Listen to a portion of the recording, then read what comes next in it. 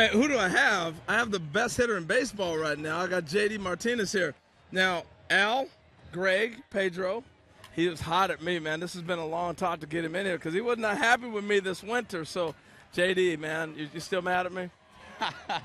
We've had our differences. We got to talk about it. We'll be all right. We're going to talk off camera. He was upset. Hey, look, we were talking about this winter and how turbulent the winter was, and they were throwing out different numbers, and I was like, hey, he's asking for too much. Well, you're proving me wrong. You're swinging the bat.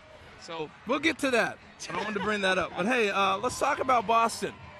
Playing in that ballpark, man, you have made right field. You've shrunk it. You've kept your home normal swing, everything else. Did you have the same thoughts going into Fenway that you had maybe playing in Detroit? Yeah. Honestly, I just continue to do my thing and continue to do what got me there. That was the big question, and the big thing everybody always came up to me and asked me was like, right field's big, left field's short, your strength is to right, are you going to change this and that? And I'm like, how can I change? I said, this is what got me here. I got to continue to ride it and just trust that, I had enough power to get it out to right field. And, at the beginning when it was cold, the ball really wasn't going anywhere. I was getting a little frustrated, but then once it started warming up, it was like, all right, I'm good, I'm fine. So let's go back to the transformation of you. Everybody said so many different things. I've never asked you. They say, oh, he became Miguel Cabrera. He worked with him. I've heard, oh, he just worked on his own. What was the biggest turnaround for you, and how'd you get to this point? I think the biggest turnaround was just, I was talking about it earlier, actually. Like, I never could understand how everybody was that much better than me. I understand people being better and people being more talented, and I get that, but have that much better, that much consistency on an everyday basis. I sit there and I started studying, I started seeing these guys, and I'm like, I just don't get it. Like, I don't want to believe it. I just don't believe it.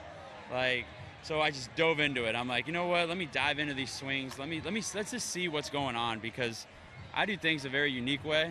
I did when I was, in Houston, and my swing was very different. So when I dove into it, I started seeing all these similarities, studying Trout, Miggy, Braun, Pujols, all these great hitters. And I'm like, all right, well, my swing looks nothing like this. And all these guys have all these similar movements. I'm like, you know what? I'm going to start doing this. And I'm going to start picking up little things to work on, how they stay inside the baseball, how their lower body works, how just everything. And, little by little, I began to see, like, dude, this is real. Like, this is working. I remember, like, going to Venezuela and trying it out there. And, the first game I hit, I was like, I hit on the field for the first time after I made the changes, and I was looking around like I felt like I was cheating or something. I was like, what is going on? I've never hit a ball that way and that way that's gone out. It's always been kind of like left field.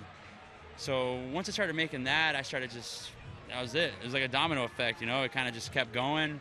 I learned little by little what I can do, what I can't do, over the last 3 or 4 years, and kind of just what makes me me and what things work for me and what things don't. Do you realize you got about 60 home runs the last 162 games? Unbelievable.